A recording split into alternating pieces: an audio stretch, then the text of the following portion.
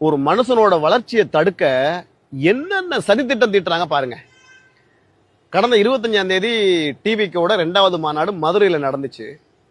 எல்லா கட்சிக்காரங்களும் நினைச்சாங்க இதுல கூட்டம் அவ்வளோ வராது, மாநாடு தோல்வி அடைஞ்சிரும், இதோட விஜய் ஷார்ட் க்ளோஸ் அப்படின்னு நினைச்சாங்க. ஆனா அதற்கு மாறா ஒட்டுமொத்த இளைஞர்களும் ஒன்னா சேர்ந்து ஒரு 20 லட்சம் பேர் மதுரையில கூடிட்டாங்க. இதை இவங்களால ஜீர்ணிக்க முடியல. எப்படா அது, நம்ம 300 500 1000 கொடுத்து கூப்பிடுறோம், அப்ப கூட இவ்வளவு பேர் வரமாட்டேங்கிறான், இவன் மூஞ்சிய பார்க்க இவ்வளவு பேர் வரானா, இதுக்கு ஏதாவது வழி பண்ணணுமே, எப்படியாவது அழிச்சிடணுமேன்னு பிளான் பண்ணி விஜய் நடந்து போனது சரியில்லை, மாநாட்டுக்கு போட்ட பந்தல் சரியில்லை, இளைஞர்களுக்கு பாதுகாப்பு சரியில்லை, குடிக்க தண்ணி இல்லை, சாப்பிட சாப்பாடு இல்லை, ஒண்ணுக்கு போக இடம் இல்லை. ஐயோ, என்னென்னையா கட்டுக்கதை கட்டுவீங்க நீங்க சொல்லுங்க. இதோட இன்னொரு கதை ஒன்று ஓடிக்கிட்டு இருக்கு. அந்த மாநாட்டில் விஜய் வாக்கிங் வரும்போது ஒரு பையன் அவரை பார்க்கற ஆர்வத்துல மேலே ஏறும்போது பவுன்சர் என்ன பண்ணாலும் தூக்கி கீழே போட்டாங்க. அதை அவன் தப்பிச்சிட்டான். அந்த பையனுக்கு அடிபட்ட மாதிரி ஒரு 4 பேரை செட் பண்ணி, நான் தான் அந்த பையன், எனக்கு நெஞ்சில் அடிபட்டுச்சுன்னு ஒருத்தன் பேசுறான், எனக்கு குஞ்சில் அடிபட்டுச்சுன்னு ஒருத்தன் பேசுறான். இன்னும் எத்தனை பேரை செட் பண்ண போறீங்கன்னே தெரியலையே.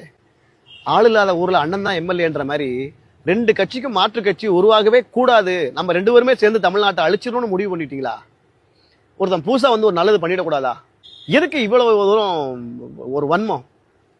அதே மாதிரி உங்க கட்சி மாநாடு போடும்போது ஒரு 5 லட்சம் பேர் 6 லட்சம் பேர் கூடுவாங்க. அந்த மாநாட்டில் எத்தனை பேர் இடிபாடுல சிக்கி செத்துருக்காங்க, போகும்போது வரும்போது விபத்து ஏற்பட்டு செத்துருக்காங்க, கூட்ட நெரிசல்ல செத்துருக்காங்க. இந்த மாதிரி பல விபத்துகள் நடந்திருக்கு. ஆனா எந்த நியூஸும் பேப்பர்லயும் டிவிலையும் வந்தது கிடையாது.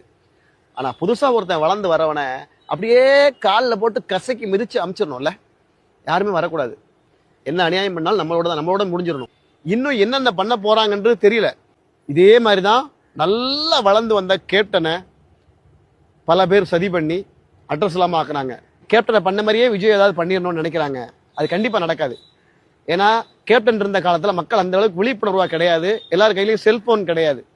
ஆனா இன்னைக்கு எல்லார் கையிலயும் செல்போன் இருக்கு, விழிப்புணர்வு இருக்கு. அதனால என்னதான் கட்டுக்கதையை கட்டி ஒருத்தனை அழிக்க நினைச்சாலும் அது கண்டிப்பா நடக்காது. அதே மாதிரி கட்சி மாநாடு நடத்துற விஜய் அவர்கள் அடுத்த மாநாட்டிலேயாவது தன்னுடைய கொள்கை கோட்பாடு எல்லாம் அறிவிக்கணும். இளைஞர்களுக்கு ஒரு கட்டுப்பாடு விதிக்கணும். இந்த கோட்டை தாண்டி வரக்கூடாது அப்படின்றத விதிக்கணும். ஏன்னா உங்க உயிருக்கு ஒரு ஆபத்து ஏற்பட்டுருச்சு அப்படின்னா நீங்க தலைவனா மதிக்கக்கூடிய விஜய் அவர்களுடைய கட்சியை இல்லாம ஆக்கிடுவாங்க.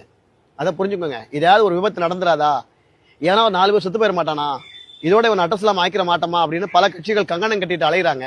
நீங்க தான் அதுக்கு உறுதுணையா இருந்து ஒரு மாநாட்டுக்கு போறோமா, மீட்டிங் போறோமா, நம்ம எந்த அளவுக்கு பக்குவமா இருக்கணும், எங்க ஏறணும் எங்க ஏறக்கூடாது, நீங்க மேல ஏறும்போது உங்க கைகால் ஒடிஞ்சு விபத்து ஏற்படுறது மட்டும் இல்லாம எந்த கட்சி வந்தா நாடு நல்லா இருக்கும்னு நினைக்கிறீங்களோ அந்த கட்சி வரவிடாம பண்ணிடுவாங்க.